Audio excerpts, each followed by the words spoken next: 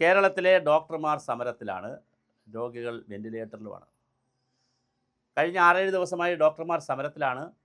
അവർ നേരത്തെ സമരം ചെയ്ത് തുടങ്ങിയത് ആഴ്ചയിൽ ഒരു ദിവസം തിങ്കളാഴ്ച സമരം ചെയ്യും, പിന്നെ ചൊവ്വാഴ്ച സമരം ചെയ്യും, അങ്ങനെ വന്ന് ഇപ്പോൾ അവർ തുടർച്ചയായ സമരത്തിലാണ്. KGMOA, Kerala government medical officers അസോസിയേഷൻ്റെ KGMOAക്കാർ ശക്തമായ ഒരു തിരിച്ചടി കൊടുക്കും ഈ ഗവൺമെൻറ്റിന് എന്നുള്ള നിലയിൽ തന്നെ നിൽക്കുന്നു.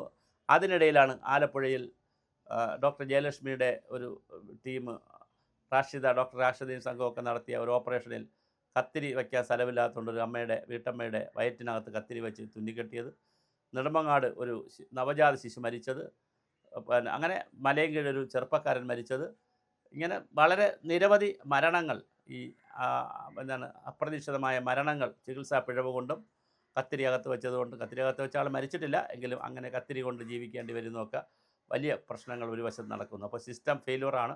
ആ ഫെയിലുവർ ആയതിൻ്റെ ഒരു കാരണം ഈ വളരെ വലിയ രീതിയിലുള്ള സ്റ്റാഫിൻ്റെ ഷോർട്ടേജ് ഉണ്ട്. ശമ്പള പരിഷ്കരണം നടന്നിട്ട് 8-10 വർഷമായെന്ന് പറയുന്നു. ആവശ്യമായിട്ടുള്ള നഴ്സുമാർ ഇല്ല, പാരാമെഡിക്കൽസ് ഇല്ല, ഇൻസ്ട്രുമെൻറ്റ്സ് ഇല്ല. ഇതൊക്കെയാണ് മെഡിക്കൽ സയൻസിലെ വലിയ പ്രശ്നം. തിരുവനന്തപുരത്ത് ആറ്റുകാൽ പൊങ്കാലയും ഇത് ബാധിക്കുന്ന രീതിയിലേക്ക് വരുന്നു. പക്ഷേ അപ്പോൾ സ്വകാര്യ ഡോക്ടർമാരുടെയും സംഘപരിവാർ വിഭാഗത്തിലൊക്കെയുള്ള KGMOയിൽ അംഗമല്ലാത്ത ഡോക്ടർമാരെയും ഇറക്കി പകരം പരീക്ഷണം നടത്താൻ കോർപ്പറേഷൻ തീരുമാനിക്കുന്നു എന്നൊക്കെയാണ് അറിയുന്നത്. എന്തായാലും 3-ന് മുമ്പേ സമരം തീർന്നില്ലെങ്കിൽ, മാർച്ച് 3-നാണ് പൊങ്കാല, 3-ന് മുമ്പേ സമരം തീർന്നില്ലെങ്കിൽ ബദൽ സംവിധാനം ആറ്റുകാൽ പൊങ്കാലയോടനുബന്ധിച്ച് ചെയ്യേണ്ടതാണ്. കാര്യം മെഡിക്കൽ സംഘം വളരെ അത്യാവശ്യമാണ്. എല്ലാ വർഷവും വലിയൊരു മെഡിക്കൽ സംഘമാണ് ആറ്റുകാൽ പൊങ്കാലയെ സഹായിക്കുന്നത്.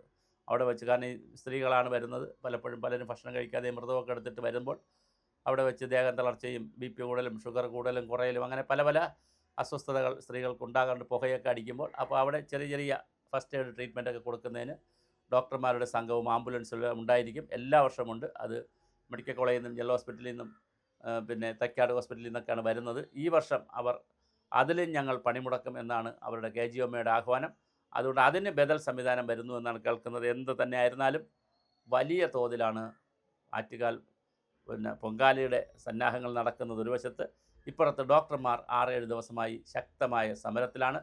അവരുടെ ഡിമാൻഡ് ജെന്യുവൻ ഡിമാൻഡാണ്. പക്ഷേ അവരുടെ സേവനം ജനങ്ങൾക്ക് കൊടുക്കുന്നത് കുറച്ചുകൂടി നന്നായി മെച്ചപ്പെടുത്താൻ, ഒരു മനുഷ്യത്വമുള്ള സേവനം കൊടുക്കാനുള്ള ശ്രമം കൂടി KGMOയുടെ ഭാഗത്തുനിന്നുണ്ടാവണം.